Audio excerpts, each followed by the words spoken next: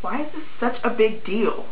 You know why. Actually, I don't think anyone can pinpoint why. Oh, silly me, I never mentioned what we're talking about. What is so appealing about Twilight? The book, that is. Why do so many people love the characters? And what makes this book different in order to be a phenomenon? And let me tell you, even I can't answer this question. Shocker. I know.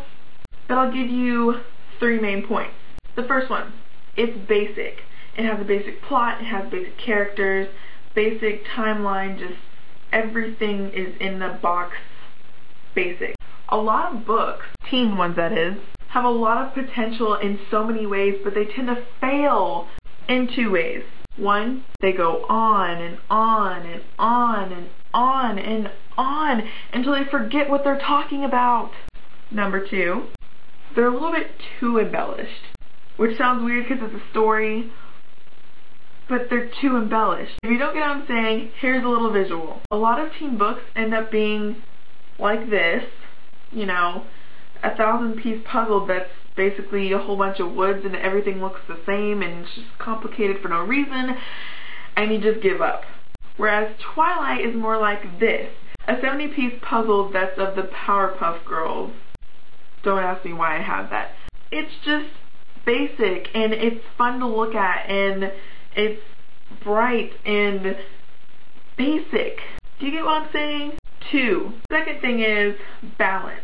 Okay, if you're gonna write a love story, write a love story. Or whenever you're gonna write about it, pick your genre and stick to it. Like, it's almost like making a YouTube video without writing down what you're gonna say. And yes, we write down what you're gonna say. If you don't do that, I suggest you start doing that. But yeah, it's like, sometimes I read a book, not even just teen books, I feel like they're just writing in their diary like, this is what's already happened and this is what's gonna happen.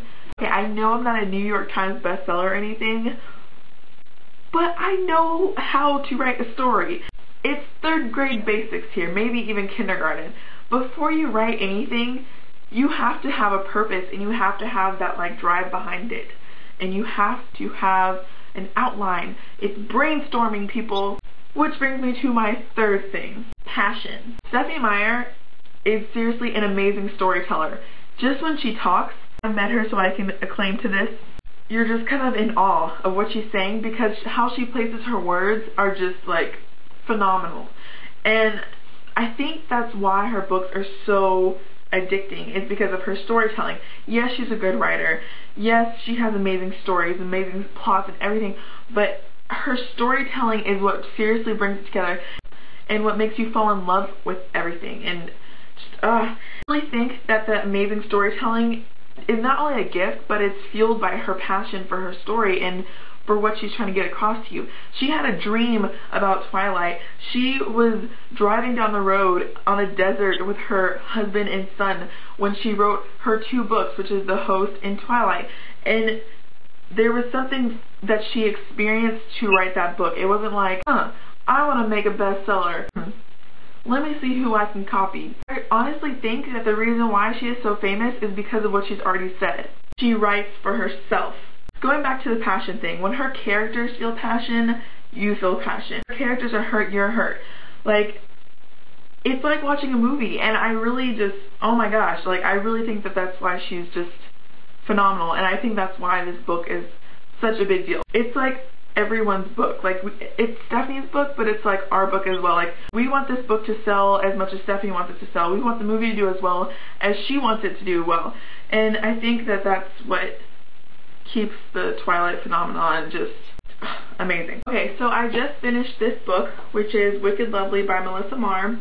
Only 2 times have I ever picked up a book and then I've immediately had to go to the bookstore to get another one, which shows a lot about this book. It was pretty much amazing. It's about fairies, and I think that's so weird. I actually think it's really weird that I like this book because it's a strange book, but it's really good, and I recommend it for all the girls in the TheCullenCrest and all of our viewers and just anyone who's looking for, dare I say, a Twilight fix. The second one I'm starting today because I just bought it. It's called Fragile Eternity, which brings me to my challenge. My challenge is a question this week, and it's for whoever picked to answer this question. Ever read a fairy book? And if so, did you like it? What was it called? What's your favorite fairy book? What's your least favorite fairy book? Jessica! And some really, really random news.